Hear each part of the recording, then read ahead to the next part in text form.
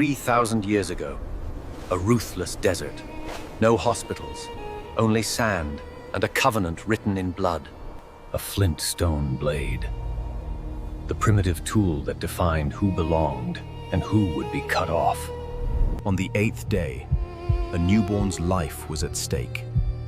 A sentence of risk without anesthesia. It was not surgery.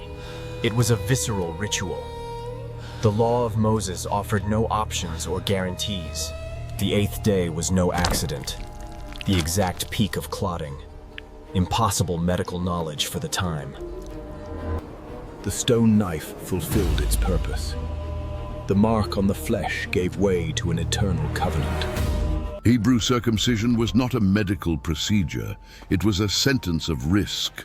1 in every 10 babies died from hemorrhage or infection in the first 3 days. 1 in 10, and yet refusing meant being cut off from the people, guaranteed social death. The mark that included you could kill you. The absence of the mark would kill you anyway. This is Old Testament circumcision. Put into perspective what this meant for a Hebrew family. You hold your newborn son, 8 days old, skin still reddened, eyes barely open, immune system practically non-existent, and you know that in a few hours you will hand him over to a man who will hold a flint blade against the most delicate flesh of his body, without anesthesia, without proper sterilization, without guarantees.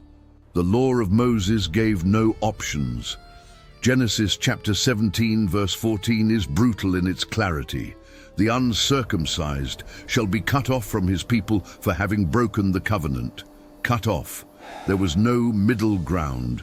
There were no medical exceptions. There was no wait a few more months until he's stronger. 8th day, always the 8th day.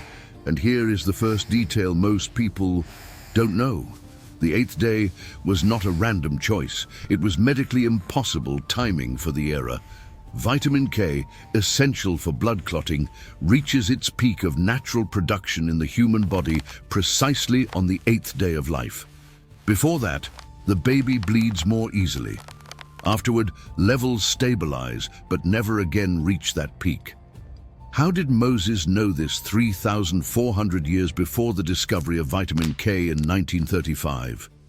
Leviticus chapter 12 simply commands, on the 8th day circumcise, no explanation, no medical justification, just obedience. But the most brutal part of the procedure itself remains to be revealed. Ancient Hebrew circumcision was not the controlled surgical cut you imagine. It was complete and aggressive removal. 3 distinct stages, each more painful than the last. First stage, Mila, the initial cutting of the foreskin with a flintstone blade or bronze knife. Second stage, Peria, the tearing and complete removal of the mucous membrane, fully exposing the glands. Third stage, Metzitza, the sucking of blood from the wound. Yes, sucking. The Mohel, the ritual circumciser, placed his mouth on the wound and sucked the blood to clean and prevent infection. Records from the Babylonian Talmud confirm this practice as mandatory until at least the 5th century of the Common Era. Witness the scene. 8-day-old baby having flesh cut, torn, and then blood sucked by a stranger while parents watch and recite blessings.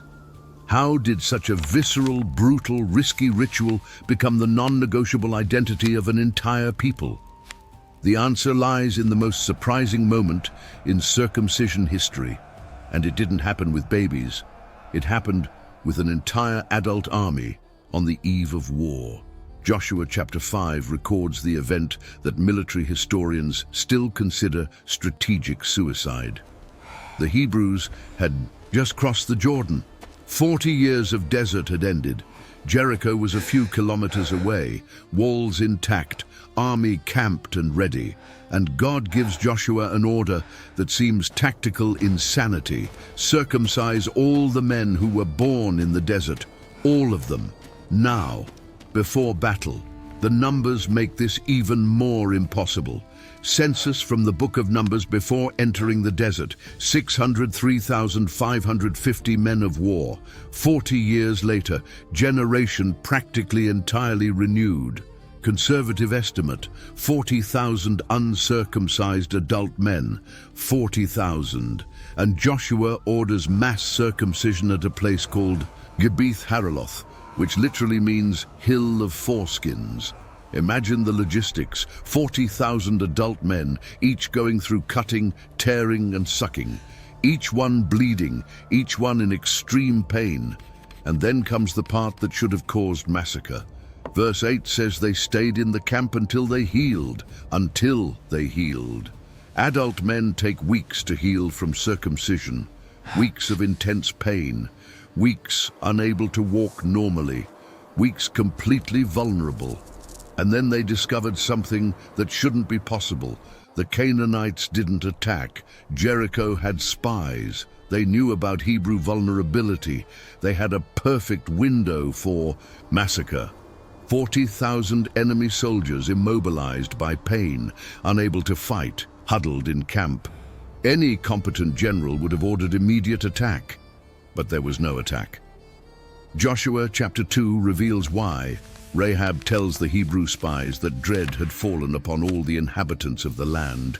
Dread, not of a strong army. Dread of a God who could command an army to mutilate itself before battle and still win. Fear paralyzed the enemies more efficiently than any military strategy. But how was something so painful for adults applied to 8-day-old babies without killing most of them? The technique had evolved over generations through trial, error, and death of countless children. Rabbinic records from the Second Temple period detail specific instruments developed to minimize bleeding. The flint blade was not a primitive choice for lack of metal. It was a deliberate choice. Flint cut cleaner than bronze, left less ragged edges, caused less tissue trauma. Experienced mohels knew exactly how much pressure to apply, what angle to cut, how much tissue to remove. Knowledge passed from father to son through centuries of practice on baby flesh. Knowledge bought with infant blood. And the cost of that knowledge goes far beyond what you imagine. Studies of ancient Hebrew cemeteries in Jerusalem, Masada and Qumran reveal a consistent and disturbing pattern. Infant mortality among boys in the first 30 days of life was 16% higher than among girls. 16%. The difference was concentrated specifically between the 8th and 12th day. Exactly the post-circumcision window. Analysis of skeletal remains shows that 1 in every 10 boys died from hemorrhage or infection in the first days after the ritual. 1 in every 10 Hebrew fathers buried a son because of the covenant with God. 1 in every 10 mothers nursed a baby knowing that in days she might be preparing the body for burial. Bones don't lie, and the bones of Hebrew babies tell a brutal story. Family tomb discovered in 1974 in the necropolis of Khirbet Qeiyafa, dated to approximately 1,000 years before Christ, contained 12 infant skeletons. 12. All boys, all between 7 and 15 days old. Forensic analysis detected in 5 of them signs of severe hemorrhage. Cranial cavity with coagulated blood preserved in microscopic crystals. Mark of acute anemia in the long bones. They bled to death, and they were buried together, suggesting an outbreak of deaths in a short period. Perhaps inexperienced mohel, perhaps contaminated instruments, perhaps simply bad luck. 12 families, 12 mournings, 12 babies dead fulfilling divine commandment. But there were even more disturbing cases that general numbers don't capture. In Qumran, among the Dead Sea Scrolls, there is a document catalogued as 4Q Tohorot A that discusses a specific case of a baby who died during circumcision. The text asks, if the child died by the mohel's knife, is the mohel guilty of homicide? And the recorded rabbinic answer is brutal in its logic. No, because the death happened fulfilling God's direct commandment. Therefore, there is no guilt, there is no punishment. The family must grieve but cannot prosecute. The mohel must feel sadness but not remorse. After all, it was obedience to the covenant. Witness the coldness necessary to build such a system. Witness parents needing to accept the death of their newborn son as fulfillment of religious duty, not as avoidable tragedy. They developed mechanisms to process that collective trauma. Talmudic tractate Shabbat 137 records a debate among rabbis about a family where two brothers died in circumcision. Question: should the third son be circumcised? School of Shammai said, yes, the commandment has no exceptions. School of Hillel, more merciful, said, wait, observe, perhaps this family has hereditary clotting problem. But note the structure of the debate. Only after 2 dead sons was there discussion about waiting. The first dead son was not enough. Loss of 20% of male children was still acceptable within the cost of the covenant. 20%. 1 in every 5 families losing a son through the ritual, and the system continued. Why did parents accept this risk? The answer lies in what happened if they refused.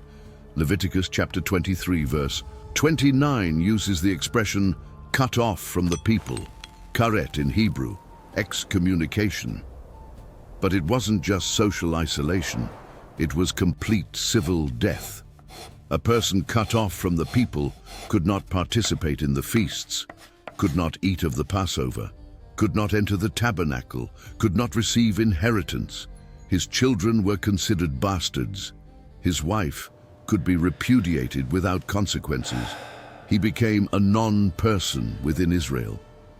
And in a culture where identity came from belonging to the people, where survival depended on community network, where even dignified burial required community participation, being cut off from the people was a deferred death sentence. They didn't kill you. They just removed everything that made life worth living and waited for you to wither. So fathers handed their 8-day-old sons over to the knife, not out of blind faith. Through brutal calculation, 10% chance of immediate death from hemorrhage, 90% chance of normal life within the people, versus 100% certainty of social death if they refused. The mathematics of survival forced obedience. You didn't agree with the commandment. You submitted to the commandment because the alternative was worse. Faith and coercion walked hand in hand. And then comes the most disturbing revelation about Hebrew circumcision. It was not originally about hygiene. It was not about health. It was not about disease prevention. It was about visible and irreversible submission. Genesis chapter 17 verse 11 is explicit. You shall circumcise the flesh of your foreskin, and it shall be a sign of the covenant between me and you. Sign, not medical benefit, not protection. Sign, a permanent mark on the most intimate part of the male body that declared, you belong to YHWH. You have been marked. You cannot undo this.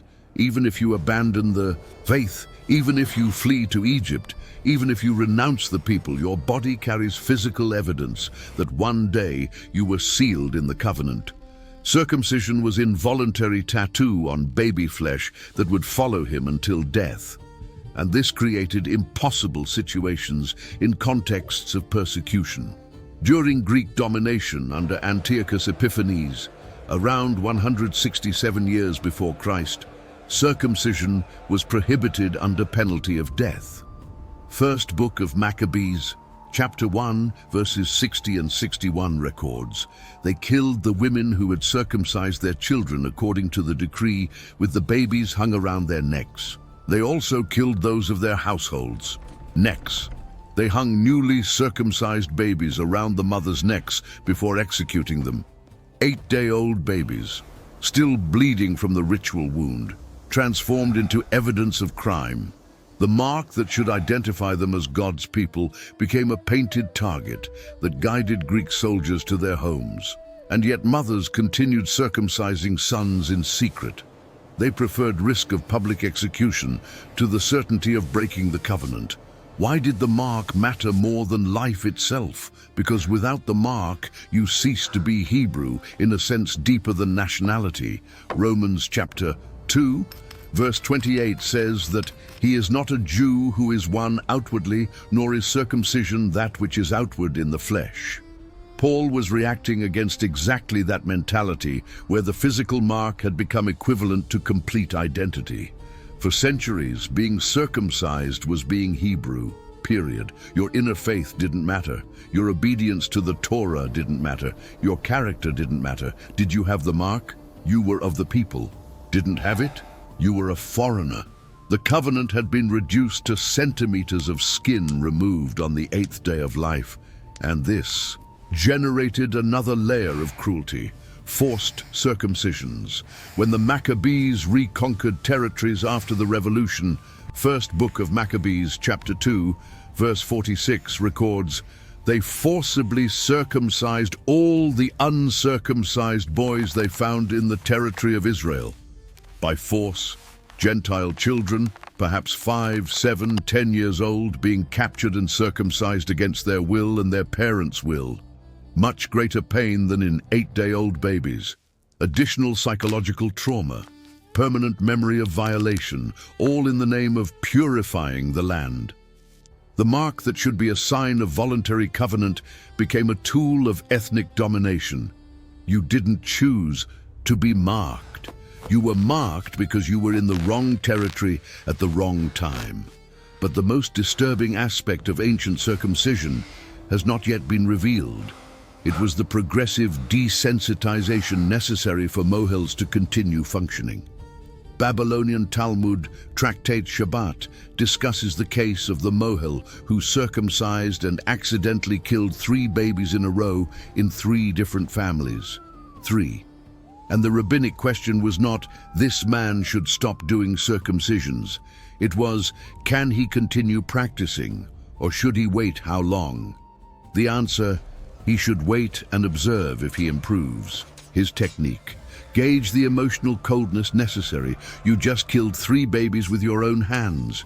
3 sets of parents handed you a living son and received a corpse. And the rabbinic system says, practice more, improve, try again. There is no record of a mohel being banned for incompetence. There is no record of punishment for multiple deaths. Just learn from mistakes. The next babies will serve as tests. How did men psychologically manage to continue after killing children? Records suggest that mohels developed emotional distancing mechanisms similar to those of professional executioners. They couldn't allow themselves to see the baby as an individual. It was another circumcision, another procedure, another fulfillment of mitzvah. If the baby died, it was God's will, not technical failure.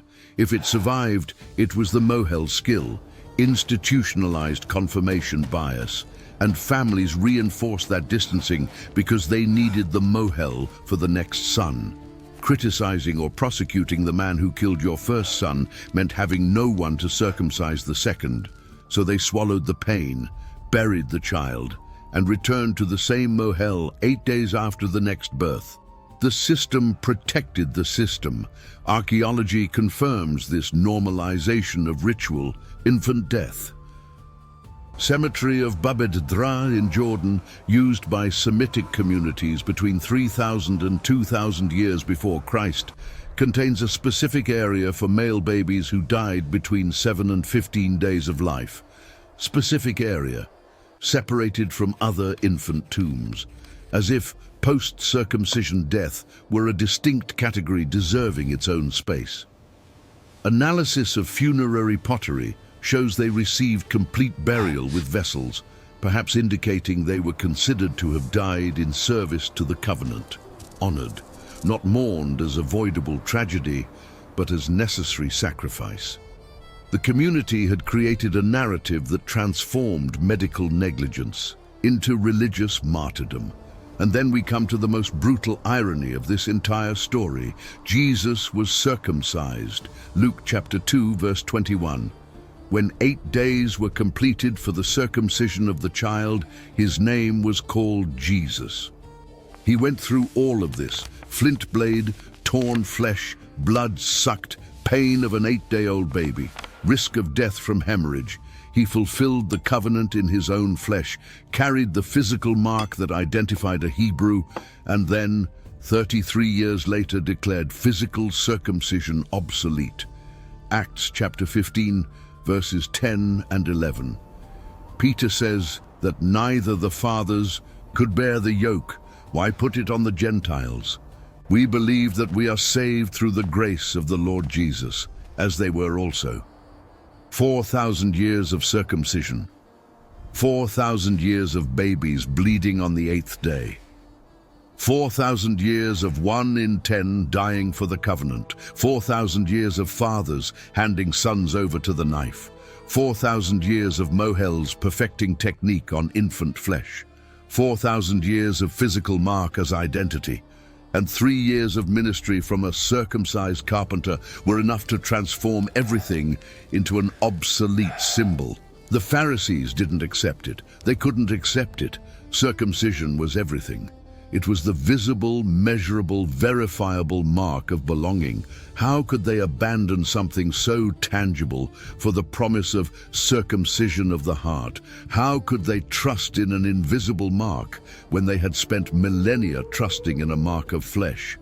Acts chapter 15 verse 5 records, "Some of the sect of the Pharisees who believed rose up, saying, 'It is necessary to circumcise them and to command them to keep the law of Moses.'" Necessary, not optional, not negotiable. They had seen generation after generation of babies bleeding for the covenant. They couldn't simply declare all of this unnecessary, but Paul was relentless in his response. Galatians chapter 5 verses 2 and 3, "If you become circumcised, Christ will profit you nothing. And I testify again to every man who becomes circumcised that he is a debtor to keep the whole law." The whole law. 613 commandments. If you circumcise for salvation, Christ becomes irrelevant. Circumcision either saves you completely or doesn't save you at all. There's no middle ground. And then comes the brutal blow. Galatians chapter 5 verse 12, Paul says, "About those who insisted on circumcision, I could wish that those who trouble you would even cut themselves off." Mutilation. Paul called mutilation the ritual that had defined Hebrew identity for 40 centuries, the sacred rite, the mark of the covenant, the circumcision of the patriarchs. Mutilation. The providential irony is devastating when you fully grasp it. God commanded circumcision to Abraham in Genesis 17, 430 years before the law of Moses. Circumcision preceded the Torah, preceded the Levitical priesthood, preceded the tabernacle, preceded the sacrifices. It was the oldest, most fundamental, most non-negotiable covenant. Romans chapter 4, verses 10 and 11 explain, "Abraham received circumcision as a seal of the righteousness of the faith which he had while uncircumcised." Seal, not source, not cause. Seal of something that already existed. The mark confirmed previous reality, didn't create new reality. But over generations, Israel inverted the order, began to believe that the mark created righteousness, not that it sealed righteousness already present through faith. And then Christ came and restored the original order. Colossians chapter 2 verses 11 and 12. "In him you were also circumcised with the circumcision made without hands, by putting off the body of the sins of the flesh, by the circumcision of Christ, buried with him in baptism." Circumcision made without hands, deeper than flint blade, more permanent than skin removal, more painful in a certain sense because it requires daily death to sin, not a one-time procedure on the 8th day. The mark now was invisible, verifiable only by fruits, impossible to be imposed by force, impossible to be inherited from parents, had to be individual, conscious, repeated choice. The Pharisees demanded circumcision of all converted Gentiles. They didn't negotiate. The mark was everything. And then came the carpenter from Nazareth, circumcised on the 8th day according to the law. He fulfilled every requirement, took the cut, bled, carried the physical seal, and declared physical circumcision obsolete. The irony, what took 4,000 years to establish was transformed in 3 years of ministry. Generations of babies bleeding on the 8th day, generations of fathers risking sons for the covenant, generations of mohels perfecting technique on infant flesh. All pointing to the moment where blood spilled on the cross would make blood spilled on the 8th day unnecessary. The blood of 8-day-old babies pointed to the blood of a 33-year-old man. Colossians chapter 2, verses 11 and 12. Circumcision made without hands. The mark now was invisible, deeper, more permanent. Hebrews chapter 10, verse 1. The law had a shadow of the good things to come, not the very image of the things. Shadow. The circumcision of Abraham, of Isaac, of Jacob, of Moses, of Joshua, of David, of Jesus, all was shadow, pointed to deeper reality, to death and resurrection, to putting off the body of the flesh, to new creation where neither circumcision nor uncircumcision avails anything, but a new creation. The stone knife fulfilled its purpose and was retired.